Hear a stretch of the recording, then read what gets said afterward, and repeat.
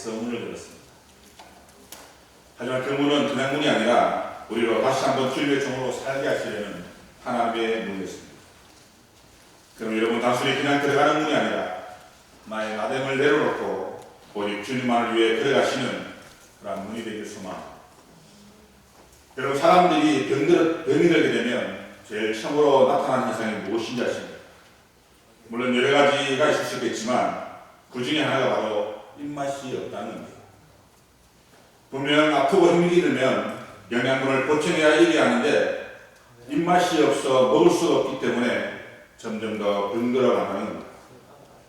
제가 요양병원을 신방에 보면 꼭 듣는 이야기가 어르신들이 먹지 못한다는 것이었습니다. 다시 말해서 잘 먹어야 그래도 버티게 되는데 먹지 못하기 때문에 그대로 잘못되는 경우가 많다는 겁니다. 제 집 사람 할머니가 돌아가셨을 때도 분명 요양병원 들어가시기 전에는 말씀도 참으로 잘하셨고 잘 드셨고 잘 듣고 또 건강하셨습니다. 그런데 돌아가시기 몇 달 전부터 잘 드시지 못한다는 소리를 듣게 되었다는 겁니다.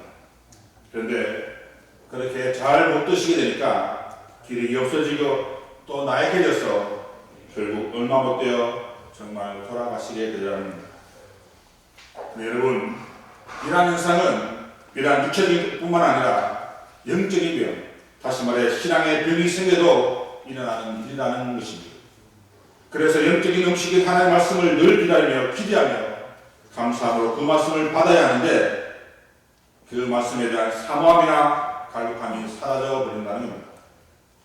그래서 주일이 기다려지지 않고 예배를 드려도 기쁨이 없고 하나님의 말씀을 듣는 시간이 되어도 설교자를 바라보는 것이 아니라 그 말씀에 주의 깊게 듣지 아니하고 그냥 아래만 바라보다 아무런 생각 없이 그냥 잡념에 빠져있다든지 요즘은 핸드폰에 빠져 그냥 핸드폰만 줄기차게 바라보는 경우가 허다하다는 겁니다. 그래서 목사님께서 말씀을 마치시고 기도를 하시게 되면 그제서야 머리를 숙여 기도를 합니다.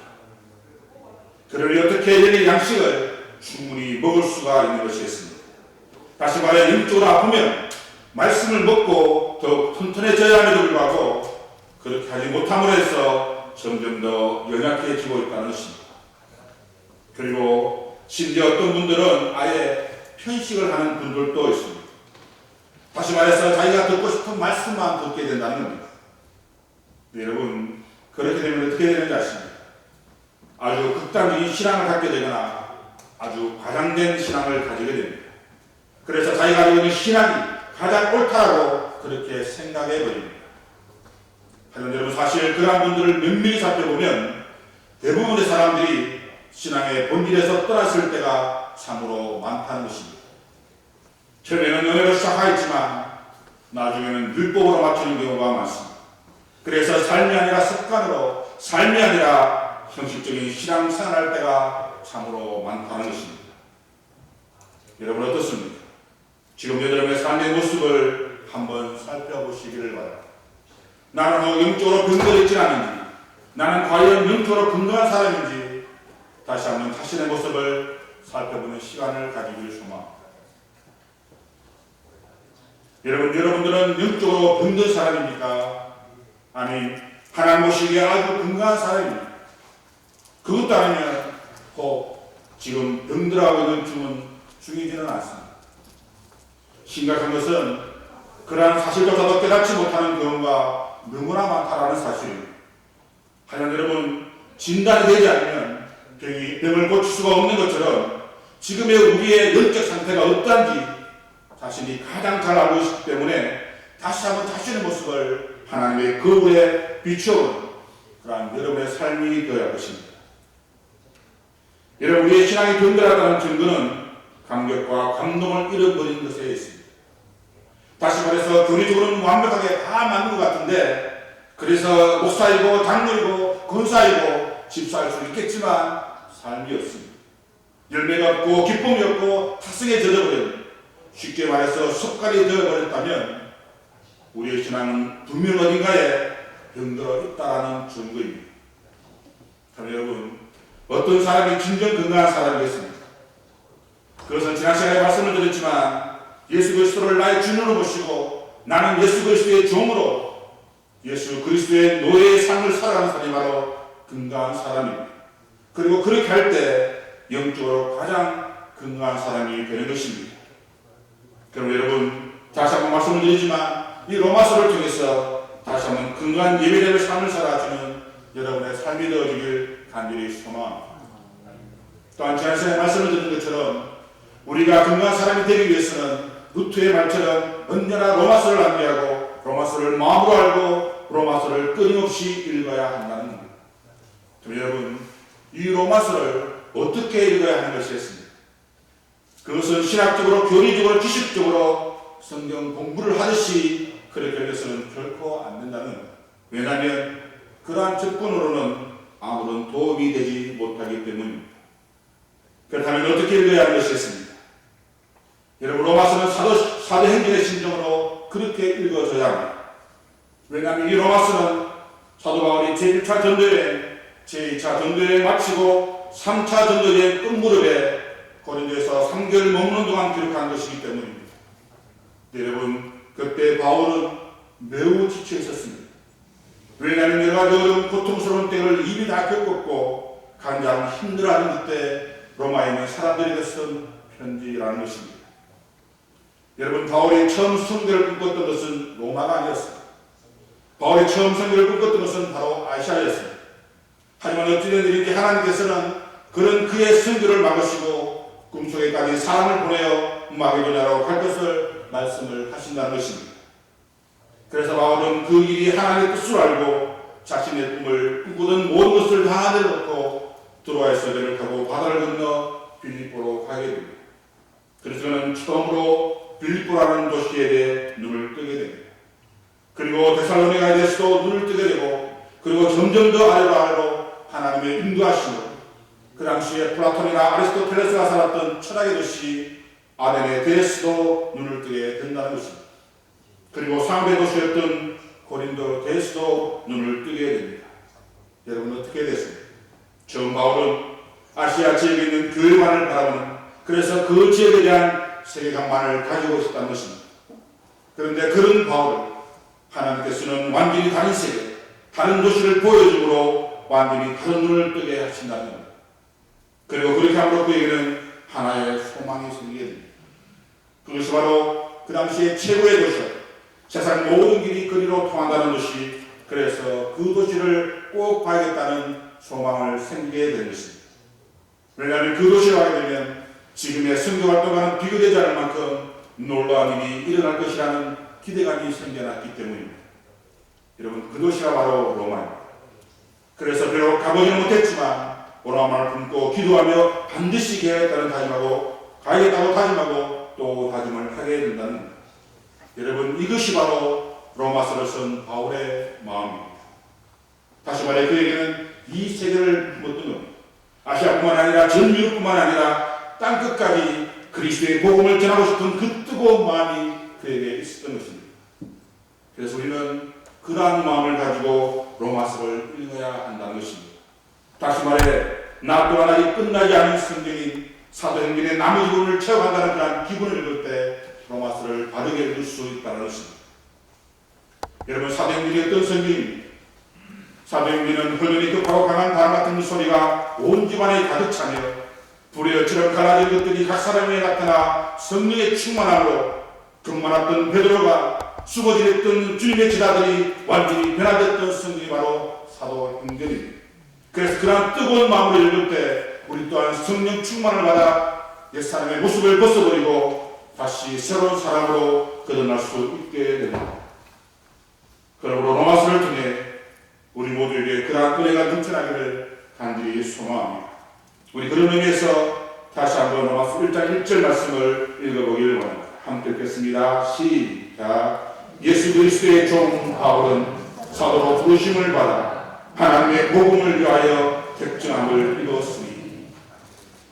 여러분 어떻습니까? 바울은 예수 그리스도의 종이었습니다. 아니, 더 정확하게 말하면 그는 스스로 자신을 예수 그리스도의 노예라고 소개했던 바울입니다. 여러분 어떻습니까? 물론 지난 시간에도 들었던 이야기이지만 노예라는 단어는 참으로 듣기에는 좋지 않는, 그래서 참으로 꿀꿀한 소리가 날 수 없을 뿐입니다. 네, 여러분들은 어떻습니까? 여러분들은 예수님의 노예처럼 그렇게 살아갈 각오가 되어 있습니다. 근데 여러분들의 표정을 보니 머리에는 아직도 고민 중이라는 그런 물음표가 보이는 것 같습니다. 물론 그렇습니다. 예수님은 고백할 수 있는 말이지만 그렇게 산다는 것은 어쩌면 우리 평생의 과제가 아닐까 생각되어지기도 합니다. 하지만 여러분, 그럼에도 불구하고 우리는 이 노예라는 단어에 붙들려 멈추어 있지 않기로 합니다. 왜냐하면 우리는 그럼에도 불구하고 다음에 말씀에 주목해야 하기 때문입니다. 왜냐하면 우리는 계속해서 사도행전의 다음 이야기를 써내려 가야 하기 때문입니다. 여러분, 지난 시간에 바울은 분명 자신을 예수 그리스도의 종이라고, 노예라고 소개를 했습니다. 하지만 오늘 말씀의 주제는 그러한 예수 그리스도의 종과는 또 다른 의미가 있습니다. 왜냐하면 바울이 소개하고 있는 예수 그리스도의 종은 어떤 면에서는 자기 스스로가 붙인 그러한 이름이기 때문입니다. 하지만 두 번째로 소개하고 있는 사도는 스스로 붙인 이름이 아니라 하나님께 부여하신 그러한 이름이라는 겁니다. 그럼 여러분, 누가 사도인 것이겠습니까? 로마서 6장 11절 13절 말씀을 보면 이렇게 기록되어 있습니다. 이때 예수께서 기도하시러 산에 가사 밤이 새도록 하나님께 기도하시고 밝음에 그 제자들을 부르사 그 중에서 12를 택하여 사도라 칭하셨습니다. 여러분 어떻습니까? 이 말씀을 보면 분명 제자와 사도는 차이가 있습니다. 왜냐하면 제자들을 불러서 그 중에 12를 택하여 사도라 칭하셨기 때문입니다. 다시 말해서 제자들 중에서도 특별히 구별하여 12사람을 사도로 칭하셨던 것입니다. 여러분, 이 사도라는 말은 보냄을 받은 사람이라는 뜻을 가지고 있습니다. 다시 말해서 어떤 높은 사람이 자기를 대신하여 메신저로, 또한 사자의 심부름꾼으로 보낼 때 그 사람을 가르쳐 사도라고 부릅니다. 그런데 성경에서 말하는 사도는 좀 다른 의미가 있습니다. 그것은 그냥 보냄을 받은 것이 아니라 주님이 주시는 사명을 가지고 주님의 능력을 대신하여 보냄을 받은 자가 바로 사도이기 때문입니다. 다시 말해 사도는 주님을 대신하는 그러한 사람이라는 것입니다. 여러분, 누가 사도가 되는 것이겠습니까? 그래서 예수 그리스도의 직접 부르심을 받은 사람, 그리고 부활하신 주님을 직접 눈으로 본 사람이 바로 사도입니다. 문제는 바울은 평생 사람들에게 이 사도적인 문제로 인해서 멸시와 천대를 받았다는 겁니다. 왜냐하면 바울은 예수 그리스도의 직접 부르심을 받은 12제자 중에 한 사람이 아니었기 때문에 가는 곳마다 사이비 사도라는 부르소에 올라있고, 저 사람은 예수님의 12제자로 임명된 받은 적이 없고 예수를 직접 만난 적이 없으니 무슨 자격으로 사도라 자처하는지 모르겠다는 이야기를 참으로 많이 듣게 되었기 때문입니다. 그러면서 그가 전하는 복음은 참 복음이 아니라 거짓 복음이라고 선동을 하게 된다는 것입니다. 그런데 문제는 이러한 누가 사도인가 하는 문제가 오늘날에도 여전히 회자되고 있다는 사실입니다. 여러분이 혹 신사도운동이라는 말을 아십니까? 여러분, 신사도운동은 지금도 사도가 있다고 주장하는 운동입니다.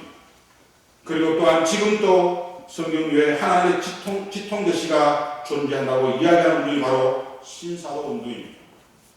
하지만 여러분, 이러한 주장은 분명 잘못된 주장입니다. 물론 교회 역사를 보게 되면 그처럼 사도라 불리는 사람이 있었습니다. 8세기에 지금의 독일과 네덜란드 지역에 가서 순교를 한 보니페이스라는 선교사가 있었습니다.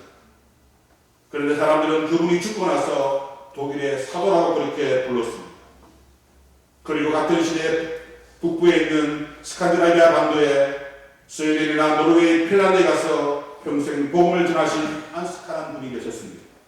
그분 역시도 북부의 사도로 불려졌습니다. 여러분 어떻습니까? 그분들도 분명 사도입니다. 하지만 여러분, 이분들은 진짜 사도라는 의미가 아니라 그들의 공적을 높이기 위해 그렇게 불렀던 것입니다.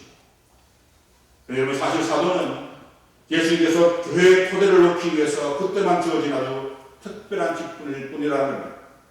그래서 사도행전 1장 21절에서 26절까지 말씀을 보게 되면 예수님을 대가로 스스로 목을 맨, 그래서 죽은 가룟 유다를 대신해서 마띠아라는 사도를 새로 세우는 장면이 나옵니다. 22절 말씀을 보게 되면 이러므로 요한의 세로로부터 우리 가운데서 올려져 가신 날까지 주 예수께서 우리 가운데 출입하실 때 항상 우리와 함께 다니던 사람 중에 하나를 세워 우리와 더불어 예수께서 부활하심을 증언할 사람이 되게 하여야 하리라 하거늘. 여러분 어떻습니까? 사도란 세례 요한에서부터 부활 사건까지 함께 다녔던 사람입니다. 하지만 여기서 우리가 주목해야 할 것은 왜 사도를 다시 뽑게 되었는가 하는 겁니다. 그것은 예수 그리스도께서 부활하심을 증언할 사람이 필요했기 때문입니다. 그렇다면 여러분 한 사람보다 더 많은 사람이 필요하지 않겠습니까? 그렇다면 굳이 선별하여 뽑을 필요가 없었던 것입니다. 하지만 그 이후의 말씀을 계속 읽어보게 되면 한 사람 바사바라하고 별명은 무수다라는 요셉과 또 한 사람 마띠아를 후보로 세우게 된다는 겁니다. 왜냐하면 그 역시도 세례 요한부터 부활사까지 함께한 사람이기 때문입니다. 하지만 그럼에도 불구하고 그 중에 한 사람 마띠아만 선택을 하게 됩니다. 왜 그렇습니까? 그것은 이스라엘에게는 이 12이라는 숫자가 매우 중요하기 때문입니다. 그런데 지금도 그런 사도가 존재한다는 겁니다. 지금도 하나님의 직통 계시가 있다고 주장을 하고 있다는 것입니다. 물론 예외적으로 사도가 된 사람이 있습니다. 다시 말해 13번째로 사도가 된 사람이 있습니다. 그 사람이 바로 바울입니다. 하지만 지난 시간에 우리가 보았던 것처럼 바울 앞에 부활하신 예수님께서 직접 나타나 주셨습니다. 그리고 그를 가르쳐 친히 사도라 부르셨습니다. 사도행전 16장 17절 말씀을 보게 되면 이스라엘과 이방인들에게 내가 너를 구원하여 그들에게 보내어라는 말씀이 있습니다. 여러분 사도의 뜻이 무엇입니까? 사도란 보냄을 받은 자입니다. 다시 말해서 예수께서 보냄을 받은 자, 그가 바로 사도입니다. 그래서 바울 역시도 주님께 보냄을 받은 자이기 때문에 사도가 되는 것입니다. 그리고 바울 역시도 부활하신 주님을 만났기 때문에 사도가 될 수 있었던 것입니다. 그런 고린도전서 15장 4절에서 8절까지 말씀에서 이렇게 고백을 합니다. 장사 지내바 되셨다가 성경대로 사흘 만에 다시 살아나사 게바에게 보이시고 후에 12제자에게와 그 후에 500명 형제에게 일시에 보이셨나니 그 중에 지금까지 대다수는 살아있고 어떤 사람은 잠들었으며 그 후에 야곱에게 보이셨으며 그 후에 모든 사도에게와 맨 나중에 만삭되지 못하여 난 자 같은 내게도 보이셨다라고 말합니다. 여러분 어떻습니까? 바울 역시도 부활하신 주님을 보았던 것입니다. 그래서 갈라디아 1장 1절 말씀에서 자신을 이렇게 소개합니다. 사람에게서 난 것도 아니고 사람으로 말미암은 것도 아니고 오직 예수 그리스도와 그를 죽은 자 가운데서 살리신 하나님 아버지로 말미암아 사도된 바울이라고 말합니다. 그래서 여러분 바울은 예수 그리스도와 하나님 아버지로 말미암아 직접 사도가 된 사람입니다. 그래서 다른 사도들도 그가 사도인 것을 인정을 했던 것입니다. 그러므로 다친 사도여 아직까지 하나님의 직통 계시를 운운하는 사람들은 분명 잘못된 것입니다. 여러분 나폴레옹은 군인의 몸으로 프랑스 혁명의 혼란 가운데 왕정을 몰아내고 세상 역사에 큰 힘을 주었던 그러한 인물이었습니다. 그런데 나폴레옹은 황제 즉위식 때 교황이 얹어주는 왕관을 자기가 직접 받아서 자기 스스로 자신의 머리에 쓰고 왕비의 머리에도 얹어주었다는 겁니다. 왜냐하면 그 누구도 아닌 자신만이 인간을 대표하는 가장 높은 사람이라고 생각을 했기 때문입니다. 그래서 그는 스스로 황제가 되게 됩니다. 하지만 우리가 알고 있는 것처럼 나폴레옹의 최후는 참으로 비참하게 그지없는 그런 일을 하게 된다는 겁니다. 문제는 지금도 이 신사도 운동과 같은 전통을 내세우는 곳이 있습니다. 그곳이 바로 로마 카톨릭입니다. 여러분 그들은 아직까지 사도직을 개인직으로 계승하여 베드로를 1대 사도와 교황으로 삼고 지금까지 교황을 통해 배송되고 있다고 그렇게 주장을 합니다. 하지만 로마 카톨릭 신학자인 한스 퀸이라는 사람은 자신의 저서에서 이렇게 이야기합니다. 사도적이라고 하는 것은 개인에게서 끝나고 오직 사도적인 선교의 사명만이 다른 사람에게 남겨져 전해질 뿐이다. 이 사명을 계승하는 것이 사도 계승의 다른 뜻이지 그것이 어떤 한 인간에게 개인적인 지위처럼 계승된다는 것은 진정한 사도계승의 의미가 아니다라고 말입니다. 그리고 이렇게도 이야기합니다. 베드로로 대표되어지는 사도의 계승은 그런 베드로의 힘, 능력이 아니라 베드로적인 목회가 계승된 것을 말하는 것이다 라고 말합니다. 하지만 로마 가톨릭은 1824년에 제1차 바티칸 공의에서 자신들의 교회를 확립하며 복된 베드로의 황구한 후계자가 전 교회 안에서 수상 자리를 가지지 못한다고 하거나 신적인 권위로 그리스도 주께서 인정하지 않았다고 주장하는 사람은 영원한 형벌에 떨어지게 될 것이다 라고 그렇게 규정하므로 모든 부정적인 말들을 원천 봉쇄해버립니다. 하지만 그럼에도 불구하고 한시키는 이렇게 이야기합니다. 베드로의 후계자이면은 성경적으로나 교회 역사상 있을 수 없는 일이다 라고 말합니다. 그래서 여러분, 지금은 사도가 있는지 없는지, 하나님의 직통 계시가 있는지 없는지 그러한 것이 중요한 것이 아니라 왜 가룟 유다를 대신해서 사도를 다시 뽑게 되었는가 하는 것입니다. 그것은 그에게 어떤 권위나 권력을 주기 위함이 아니라 전적으로 예수 그리스도의 부활을 전파할 사람이 필요했기 때문에 뽑았다는 사실입니다. 참 여러분, 그런 의미에서 본다면 여기 계신 우리 모두 또한 사도라 할 수 있는 것입니다. 그런데 루트는 교회 안에서 거짓 사도가 있다고 말합니다. 그래서 그에게 세 가지 분류로 이렇게 이야기를 합니다. 첫 번째 거짓 사도는 예수님께서 말씀하신 것처럼 겉으로는 양의 가죽을 쓰고 있지만 속으로는 이리와 같은 무리들입니다. 그리고 두 번째는 자기의 인간적인 욕망을 가지고 교회 직분에 들어온 그런 무리입니다. 그리고 세 번째는 자기가 원하지는 않아도 어떤 그룹이나 파벌에 끌려 들어와서 그 사람들의 이익을 대변하는 역할을 할 때 이 모든 사람들이 바로 거짓 사도라고 이야기하고 있다는 겁니다. 그럼 여러분, 사도라고 하면 사도행전 4장 19절에 나와 있는 베드로의 고백처럼 하나님 앞에서 너희의 말을 듣는 것이 하나님의 말씀을 듣는 것보다 옳은가 판단하라는 것입니다. 물론 이 말씀이 자신의 생각만을 고집하라는 그런 말씀은 결코 아닙니다. 여러분, 이 말씀은 세상의 형편에 따라서 하나님의 말씀을 왜곡한다든지 타협해서는 결코 안 된다라는 그러한 말씀입니다.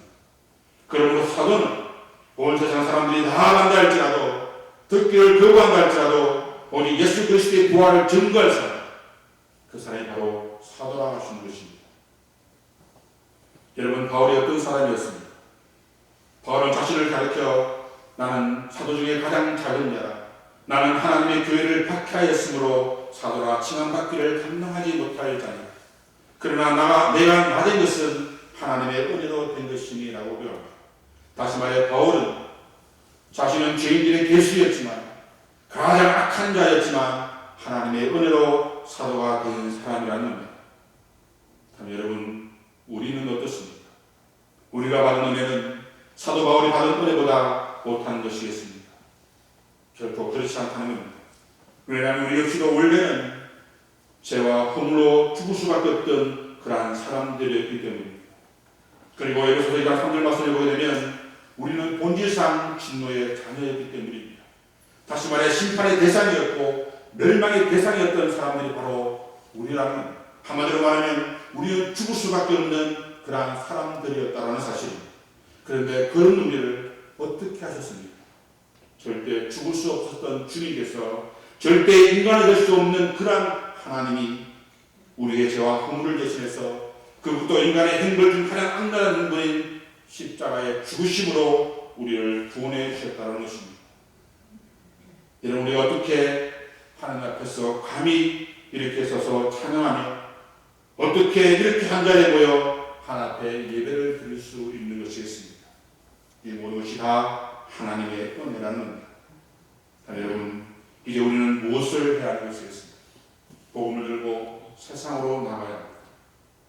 여러분, 바울은 분명 하나님의 복음을 위해 특정함을 입었다라고 고백하고 있습니다.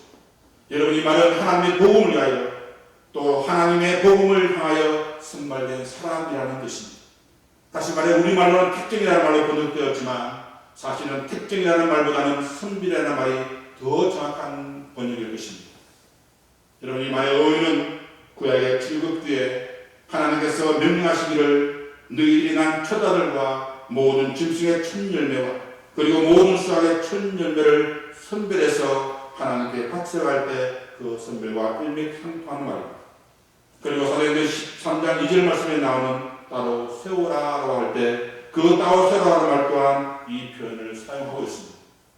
무슨 말인가 하면 복음이라는 유앙겔리온이라는 단어는 우리는 기쁜 소식이라는 명사로 사용하지만 실제로 성경에서는 단 한 번도 이 단어를 명사로 사용한 적이 없다라는 사실입니다. 여러분, 이것이 무엇을 의미하는 것이겠습니까? 복음은 머물는 것이 아니라 움직여야 한다는 겁니다.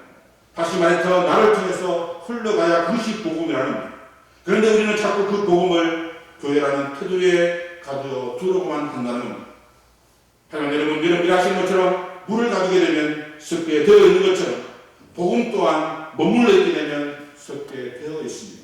그래서 냄새가 나고 그래서 많은 사람들이 손가락질하는 그런 교회로 되어주고 있다는 겁니다. 여러분, 모르드게가 있습니다. 이 사람은 어떻게 하면 하나님의 백성을 살릴 수 있을까 궁금히 생각했습니다. 그런데 여러분, 모르드게는 이처럼 생각만 하고 있는 것이 아니라 이스라엘 백성들을 만약에 모르드게가 이처럼 생각만 하고 있었다면 이스라엘 백성들이 어떻게 되었겠습니까? 모두가 다 죽었을 것입니다. 하지만 모르드게는 그렇게 생각하지 않고 그렇게 그 생각만 그치는 것이 아니라 자기의 조카인 그때 황후 에스더에게로 나아갑니다. 그래서 에스더에게 내가 황후가 된 것이 이때를 위함이 아니냐라고 그렇게 이야기를 하게 됩니다. 그래서 에스더가 어떻게 하였습니까? 움직였다는 겁니다. 하지만 여러분, 그 움직임은 자신의 목숨이 달려있는 그러한 움직임이었습니다. 왜냐하면 그 당시 왕이 부르지 않을 때 왕 앞에 가면 누구든지 다 죽어야 했기 때문입니다. 그런데 에스더는 죽으면 죽으리라는 그러한 마음으로 황제 앞으로 나아간다는 겁니다. 여러분, 어떻게 됐습니까? 에스더가 죽었습니다. 그렇지 않습니다. 자신 앞으로 다가가는 황후 에스더의 모습이 너무나 사랑스러워 보였다는 겁니다. 그래서 황제는 이렇게 이야기합니다. 에스더야, 무슨 일이냐? 말해라. 내가 이 날의 절반이라도 너에게 주겠다고 말입니다. 여러분, 어떻게 이 일이 가능한 것이었습니까? 하나님이 함께 해주셨기 때문입니다. 그래서 에스더는 내 백성을 구해달라고 간청을 하게 됩니다. 이렇게 해서 유다 백성을 죽이려 했던 하만은 자기가 만든 창대에 매달려 죽임을 당하고 유다 백성들은 모두 다 구원받는 놀라운 은혜를 경험하게 된다는 것입니다. 여러분, 이것이 바로 복음입니다. 복음이 바로 이것입니다. 그러므로 복음은 결코 멈춰있으면 안 된다는 겁니다. 여러분, 복음은 흘러가야 합니다. 그리고 그 일을 위해 우리가 택정함을 입었다라는 사실입니다. 그러므로 교회 그리고 내가 가지고 있는 직분에 여러분 머물러 있지 않기를 소망합니다. 여러분, 교회에 다닌다고 해서 구원받는 것이 아닙니다. 내가 직분을 받았다고 해서 구원받는 것은 더더욱 아니라는 사실입니다. 여러분, 그리스도의 복음은 나를 통해서 흘러가야 합니다. 나를 통해서 세상에 그리스도의 복음이 선포되어야 합니다. 그럼 여러분, 그리스도의 복음을 들고 세상으로 나아가시는 여러분의 삶이 되어지길 소망합니다. 사실 여러분들은 하나님으로부터 택정함을 입었다는 사실을 믿으십니다. 그렇다면 지금 자신의 삶, 자신의 신앙이 어떤지 다시 한번 돌아보기를 소망합니다. 나는 정말 주님의 복음을 위해 택정함을 입은 사람답게 살고 있습니다. 나는 하나님이 원하시는 그 자리에 내가 지금 서 있습니다. 만약 그렇지 않다면 우리는 어떻게 해야 할 것이겠습니까? 돌아서야 합니다. 주님이 원하시는 자리로 주님의 복음을 위해 택정함을 받은 사람다운 모습으로 그렇게 우리는 돌아서야 합니다. 만약 그 일을 위해 나의 직분이 방해된다면 여러분, 우리는 직분을 내려놓아야 합니다. 그것이 목사이고 그것이 장로이고 그것이 권사이고 집사일지라도 그것이 복음에 방해되는 직분이라면 우리는 내려놓아야 합니다. 만약 그 일을 위해 나의 삶이 방해된다면 우리는 가감히 우리의 삶 또한 포기할 수 있어야 합니다. 여러분, 아브라함은 100세에 얻은 아들 이삭을 포기하려 했습니다. 왜냐하면 그 길이 주님이 원하시는 길이었기 때문입니다. 사도 바울 또한 자신이 사울이었을 때 모든 삶을 뱃설물로 여겨버렸습니다. 왜 그렇습니까? 그것이 예수 그리스도의 복음을 위해 방해가 되기 때문입니다. 그리고는 복음을 위해 받은 괴로움을 기뻐하여 그리스도의 남은 고난을 그의 몸된 교회를 위해 자신의 육체에 채워 나아가라는 사실입니다. 그래서 여러분, 나와 같은 죄를 향한 하나님의 한없는 사랑과 풍성하신 은혜를 생각할 때 우리가 무엇으로 그 은혜에 보답할 수가 있는 것이겠습니까?